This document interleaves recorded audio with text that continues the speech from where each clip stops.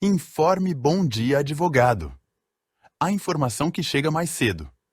Acompanhe neste sábado as principais notícias da semana. Falso advogado é condenado a mais de 18 anos de reclusão. Ele foi denunciado pelo Ministério Público de Santa Catarina e condenado pela Justiça por estelionato e exercício ilegal da profissão. A esposa dele e um comparsa foram condenados por estelionato. 16 pessoas foram enganadas pelos condenados, os quais causaram um prejuízo total de mais de R$16 mil. De acordo com a denúncia, o réu se apresentava para as vítimas como advogado sem ter registro na Ordem dos Advogados do Brasil, ou ter concluído o curso de Direito. No total, 16 pessoas foram enganadas. Dessas, 8 foram vítimas dos estelionatos praticados pelo réu, com a ajuda da esposa e de um comparsa que emprestaram suas contas bancárias para que alguns depósitos fossem feitos. As vítimas confirmam que o réu se apresentava como advogado, que lhes prestava orientações jurídicas e informava que iria entrar com processos, única razão pela qual contrataram seus serviços. Sem procuração, presença de advogado em audiência não gera responsabilidade civil.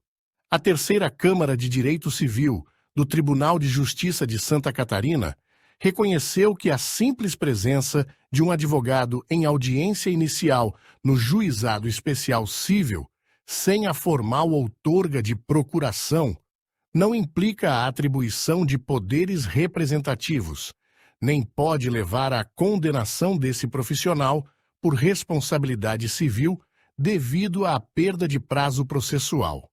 Assim, no entendimento do colegiado, para que se configure o dever de indenizar do advogado, devem estar presentes os pressupostos da responsabilidade civil com a verificação da conduta dolosa ou culposa do agente contrária à norma jurídica, da ocorrência do dano e do nexo de causalidade entre a conduta e o dano. Mesmo com filho menor, divórcio pode ser feito em cartório. O Conselho Nacional de Justiça inseriu na resolução que trata de divórcios administrativos, feitos em cartório, a possibilidade de que o procedimento seja feito mesmo se o casal tiver filhos menores incapazes, desde que questões como a guarda, a visitação e as verbas alimentares já tenham sido resolvidas na Justiça. A medida oficializa um procedimento já aceito em diversos estados. A decisão foi tomada nesta terça-feira, 20 de agosto, por unanimidade. No mesmo processo que autorizou a realização de inventário extrajudicial, ou seja, em cartório, via escritura pública, mesmo se houver menores incapazes entre os herdeiros. Com vista panorâmica do mar e da cidade, o primeiro residencial temático de Penha é um dos empreendimentos mais aguardados da nova Disney brasileira. Acesse www.roga.com.br e conheça o Landscape Home Club. Roga, morar bem, faz bem. Indenizações e dívidas civis devem ser corrigidas pela Selic. Decisão da Corte Especial do STJ foi por 6 votos a 5. A Corte Especial do Superior Tribunal de Justiça concluiu nesta quarta-feira, 21 de agosto, o julgamento que estabeleceu a taxa Selic como índice de correção para todas as dívidas civis e indenizações. A decisão deverá repercutir sobre todas as dívidas de natureza civil reconhecidas pela Justiça em todo o território nacional. Processos de vários tipos podem ser afetados, incluindo os que envolvem multas e condenações por danos morais e materiais. O resultado foi alcançado após intensos debates, sucessivos pedidos de vista e diferentes questões de ordem suscitadas pelo relator, ministro Luiz Felipe Salomão. Pelo entendimento vencedor, a Selic taxa básica de juros, definida pelo Banco Central, deve ser aplicada sempre que a indenização não advir de uma relação contratual em decorrência de um acidente ou dano ambiental, por exemplo. Quando a dívida civil for resultante de um contrato firmado entre as partes, a Selic deve ser aplicada sempre que o próprio contrato não prever algum índice de correção. Cliente indenizará clínica após críticas exacerbadas em redes sociais e sites de reclamação.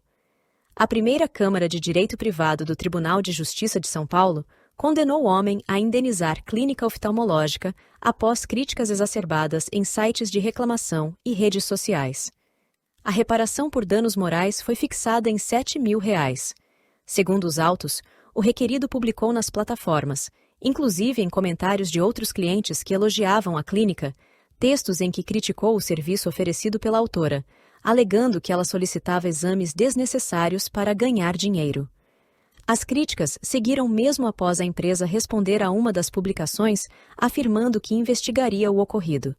Em seu voto, o relator Enéas Garcia considerou que a conduta adotada pelo réu extrapolou o direito da liberdade de expressão e de crítica, com ofensa à honra objetiva e profissional da pessoa jurídica, sobretudo pelo alcance das publicações e seu impacto em possíveis novos consumidores que buscam informações sobre os serviços. Ainda que sob justificativa de desabafo e indignação, as expressões utilizadas superam o legítimo direito de crítica e avançam pela ofensa da honra profissional, existindo excesso cometido pelo requerido com imputação de solicitação de exames desnecessários, o que seria feito para obter vantagem econômica, negligenciando o tratamento médico dos pacientes, escreveu.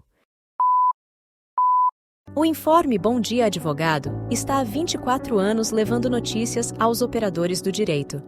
Visite nosso site e redes sociais, cadastre seus dados e receba gratuitamente o informe diário em seu e-mail ou pelos aplicativos de mensagens. Não esqueça de fazer a sua inscrição em nosso canal no YouTube e ativar o sininho.